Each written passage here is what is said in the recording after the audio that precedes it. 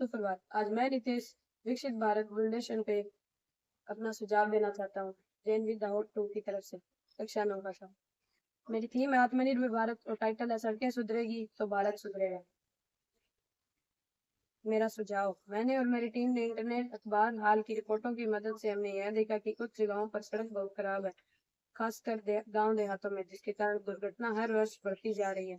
भ्रष्टाचार के कारण गांव और देहातों में सड़क निर्माण कभी पूरा ही नहीं हो पाता। इसके लिए हमने यह सड़क व्यवस्था प्रोजेक्ट बनाया है ताकि मौत के आंकड़े को कम किया जा सके। कुछ समस्याएं जो सड़क निर्माण में बहुत होती है: ओवरलोड वाहनों को चलाना, इससे सड़क को बहुत सड़क टूट जल्दी जाती है। सड़क निर्माण में बिना अच्छी क्वालिटी के पदार्थों का इस्तेमाल न करना, गांव तथा देहातों में झूठे दावे करना, सड़क बनाने की जल निकासी की व्यवस्था का न होना, जिसके कारण सड़क की ऊपरी परत कमजोर हो जाती है, नागरिकों द्वारा मदद नहीं मिलती, ठेकेदारों पर निगरानी सरकार द्वारा नहीं रखी जाती, प्रगति रिपोर्ट लोगों के सामने खुला होना चाहिए, बल्कि यह नहीं होता, दुर्घटनाओं पर ध्यान नहीं दिया जाता। ये सब चीज कुछ जगहों पर ज्यादा है, जैसे उत्तर प्रदेश के नेशनल हाईवे और राजस्थान के डूंगरपुर बिछीवाड़ा मार्ग। गांव देहातों में भी यही हालात है। इस समस्या के हमने समाधान सोचे हैं। पहला, नियमित निरीक्षण। हर सड़क का मासिक या तिमाही निरीक्षण होना चाहिए। छोटे गड्ढों को समय समय पर भरा जाए ताकि बड़ी खतरे की नौबत न आए। दूसरा, गुणवत्ता युक्त निर्माण सामग्री। सड़क निर्माण में बेहतर बिटुमिन और कंक्रीट का इस्तेमाल किया जाए। सड़क के नीचे ड्रेनेज सिस्टम लगाना चाहिए।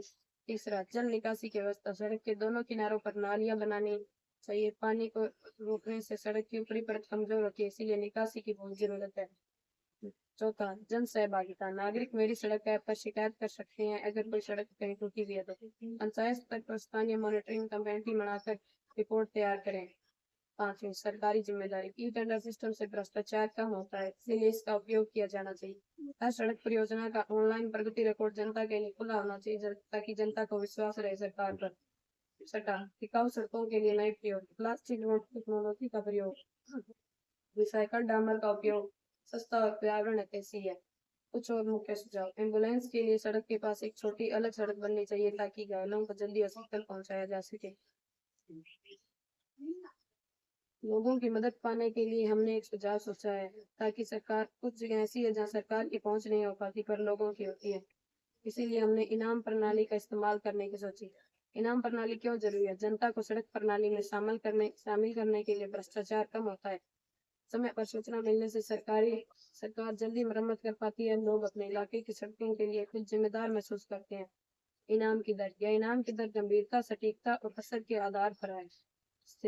छोटे गड्ढे या दरार की स्थिति पर रिपोर्ट देंगे और फोटो एलोकेशन सही हुई तो 100 से 300 रुपए तक इनाम। बड़ी सड़क खराबी या खतरा जैसे पुल, गड्ढा, जल भराव, प्रशासन को सुधार में मदद मिली तो 500 से 1000।